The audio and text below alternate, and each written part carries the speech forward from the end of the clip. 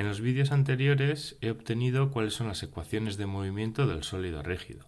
Por un lado, tenemos la ley de Newton aplicada al centro de masas con toda la masa del sistema, tal y como si fuera una partícula puntual. Y por otro lado, algo que no tiene la partícula puntual, también hemos obtenido que el momento de las fuerzas, que es la derivada del momento angular con respecto del tiempo, tiene que ser igual a algo que hemos llamado momento de inercia, que depende de la forma que tenga nuestra masa, por la aceleración de rotación, la aceleración angular de rotación que obtiene mi sólido rígido. Vale, pues ahora ha llegado el momento de preguntar, ¿hay alguna magnitud que se conserve a lo largo del tiempo? Bien, pues la más obvia es, suponed, por ejemplo, que por varios motivos el momento de fuerzas sobre mi sólido rígido, sobre mi sistema, sea cero. Y puede ser cero por dos motivos. Una, porque no actúe ninguna fuerza externa, ¿de acuerdo? Sea cero. O, aun actuando, como en el caso de la patinadora que actúa la gravedad, tiene peso, este peso no cree ningún momento de fuerzas porque este producto vectorial de R respecto de F sea cero. En cualquier caso, cuando tau sea cero, cuando el momento sea cero, mi sistema conservará el momento angular medido desde el centro de masas. Lo que quiere decir, si os acordáis, que en un instante inicial L1 no puede cambiar de valor con respecto al instante final. Es decir, I1 por omega 1 tiene que ser igual a I2 por omega 2. En el caso de la patinadora se entiende muy fácil. Mira, ¿cuáles son las fuerzas que actúan sobre la patinadora? Bueno, pues por un lado actúa el peso, que se lo aplicamos al centro de masas, por lo tanto no genera ningún momento de fuerzas, R es cero, y si despreciamos la fricción que hay entre el hielo y los patines, sí que habrá una fuerza normal que mantiene a la patinadora en su posición. Lo que pasa que el producto vectorial de R por N, siendo R el vector que va desde el centro de masas hasta el punto donde se aplica la fuerza normal, también es cero. En definitiva, en este sistema, donde la patinadora está girando en torno a este eje de aquí, el momento de las fuerzas es cero. Si es cero, como decía antes, L conserva su valor. Bien, ¿qué es lo que pasa que hemos visto muchas veces en la televisión cuando la patinadora encoge los brazos y las piernas y los pone muy cerca de su eje de rotación? Bueno, pues lo que está haciendo la patinadora está redistribuyendo su masa en torno al eje de giro, y todos esos brazos, esos dos brazos que tienen cierta masa alejada del centro de giro, en un instante posterior, a este le vamos a llamar I1 y a este le vamos a llamar I2, en un instante posterior están pegados o muy pegados respecto al eje de giro. Lo que quiere decir, si os acordáis, que el momento de inercia es igual a, al final es decir cómo está distribuida la masa, ¿de acuerdo? Aunque aquí habría que integrar porque es un continuo, pero para argumentar cómo está cambiando el momento de inercia me sirve también esta expresión discreta. Suponed aquí que estas son la masa de los brazos en 3 puntos, ¿de acuerdo? Bien, en el momento en el que acercamos los brazos en torno al eje de giro, estas distancias de estas partículas de aquí están decreciendo. Por lo tanto, podemos justificar que I2 es más pequeño que I1 cuando tiene los brazos extendidos.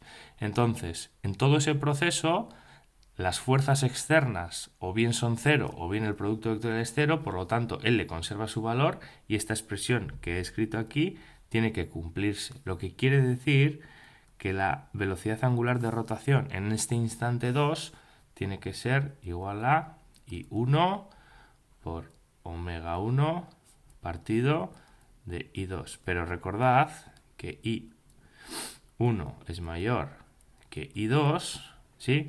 Por lo tanto, esta división va a ser mayor que 1 y omega 2 será mayor que omega 1. Lo que hemos visto en televisión más de una vez, que es que cuando la patinadora encoge los brazos, parece como que se acelera y se revoluciona más. El mismo argumento sirve para este salto de trampolín. El total de las fuerzas externas no es más que la gravedad no crea ningún momento de fuerzas, por lo tanto, cuando el saltador se encoge y se pone de esta forma en una especie de cuclillas, está cambiando su momento de inercia, lo está decreciendo, el momento angular, por el mismo razonamiento, tiene que permanecer constante y lo que está haciendo es revolucionar, girar más rápidamente. Aquí tenéis el gráfico expresado en términos de cambio de momento de inercia, está cambiando la figura del saltador con respecto a la aceleración del momento angular, de la velocidad angular. ¿De acuerdo? Vale, bueno, pues ahora lo siguiente que tenemos que hacer es preguntarnos si la energía total de nuestro sólido rígido va a permanecer constante o no y bajo qué condiciones. Porque recordaros que las magnitudes conservadas en física son oro, ya que nos permiten plantear ecuaciones de este tipo. Siempre y cuando encontremos una magnitud que no cambie con el tiempo, podemos definir dos instantes en nuestro problema y podemos decir que la magnitud en el instante 1 es igual a la magnitud en el instante 2 y nos permite relacionar variables. Bien, pues ahora nos toca hacer lo mismo con la energía mecánica. La energía total en mi sólido rígido será igual a la energía total de mi sistema de partículas. Es decir, tengo que tener en cuenta el trabajo que hacen todas las fuerzas externas que componen mi sistema de partículas y el trabajo que hacen, en principio, todas mis fuerzas internas sobre mi sistema de partículas. Vimos en el teorema de la energía cinética que en realidad no tengo que hacer las integrales. Eso será siempre, si alguien me dice cuál es la velocidad de cada una de mis partículas en el instante B y me dice cuál es la velocidad de todas las partículas en el instante A, la diferencia entre la energía cinética del sistema será igual al trabajo que hacen todas esas fuerzas, la suma de las externas más las internas. Vale, pues una implicación que tiene el hecho de ser sólido rígido, que no vamos a demostrar, y es aquella, recordaros que la distancia entre partículas permanece invariable, eso implica necesariamente que el total de las fuerzas internas es cero, es decir, las fuerzas internas no hacen trabajo. Por lo tanto, la variación de energía cinética de mi sistema, de mi sólido rígido, será igual a única y exclusivamente el trabajo que hagan las fuerzas externas, que en nuestro caso siempre será pues o la gravedad, o un muelle, o poca cosa más. ¿De acuerdo? Si las fuerzas externas son conservativas, como los ejemplos que he puesto de gravedad y el muelle, la energía, lo que definimos como energía mecánica, se permanecerá constante para mi sólido rígido y podré plantear que la energía en el estado A, por ejemplo, cuando la esfera está arriba, sea igual a la energía mecánica cuando la esfera o lo que sea, el sólido rígido, haya bajado hasta abajo. ¿De acuerdo? Entonces, por ejemplo, con el ejemplo este que os pongo aquí se va a entender más sencillamente. Suponed que desde una misma altura h hecho a rodar sin deslizar, acordaros, pues yo que sé, una esfera, un cilindro, un cubo y un anillo, ¿de acuerdo? Para que la comparación sea justa, voy a suponer que la masa de estos cuatro objetos es idéntica. Y en el caso de las cosas que tienen forma circular, como el cilindro, la esfera y el anillo, todos tienen el mismo radio R. La pregunta que os planteo es, de estos cuatro elementos, ¿cuál va a llegar antes abajo? Bien, ¿cuáles son las fuerzas que actúan? En un principio vamos a despreciar la fuerza de fricción. Luego veremos lo que pasa con la fuerza de fricción en un próximo vídeo en un sólido rígido. Ahora vamos a hacer una pequeña trampa, como os decía. Bien, las fuerzas que actúan son la gravedad, peso, ¿de acuerdo? Y la fuerza normal. Pero la fuerza normal siempre es perpendicular a la trayectoria, por lo tanto, no hace ningún trabajo. Como el peso, la gravedad, es una fuerza conservativa, se cumple que la energía arriba, a este vamos a llamar el instante A, es igual a la energía abajo. Entonces, me permite escribir para el sólido rígido, para mi sistema de partículas, la siguiente expresión, y es: todos parten de la misma altura, m, g, h, tiene que ser igual a la energía abajo. Hemos supuesto, se me ha olvidado deciros, que las partículas, en este caso los 4 objetos estos, parten del reposo, ¿de acuerdo? No tienen velocidad inicial. Bien, pues abajo han perdido la energía potencial gravitatoria y lo único que les queda en el instante B, esto es la energía mecánica en A, lo único que les queda es la energía cinética. En este caso, al tratarse de un sólido rígido, la energía cinética es la energía de su centro de masas, que no está quieto, más la energía de rotación, que no se nos puede olvidar, en torno al centro de masas. ¿De acuerdo? Salvo en el caso del cubo, que el cubo no gira, entonces tendréis que anular este término. Vale.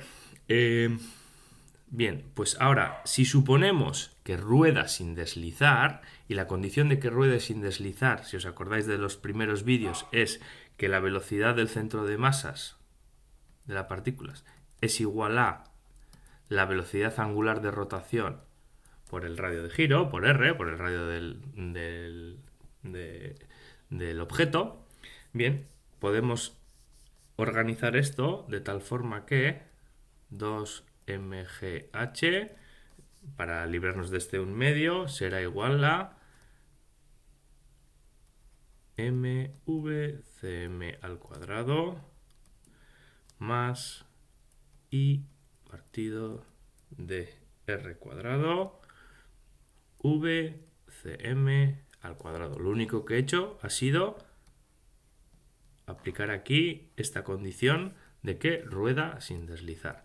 Por lo tanto, abajo, cuando han llegado al instante B, aquí abajo del todo, la velocidad del centro de masas tendrá esta expresión: 2mgh dividido por I entre R cuadrado más M. ¿De acuerdo? Esto es una raíz cuadrada para todo, ¿eh?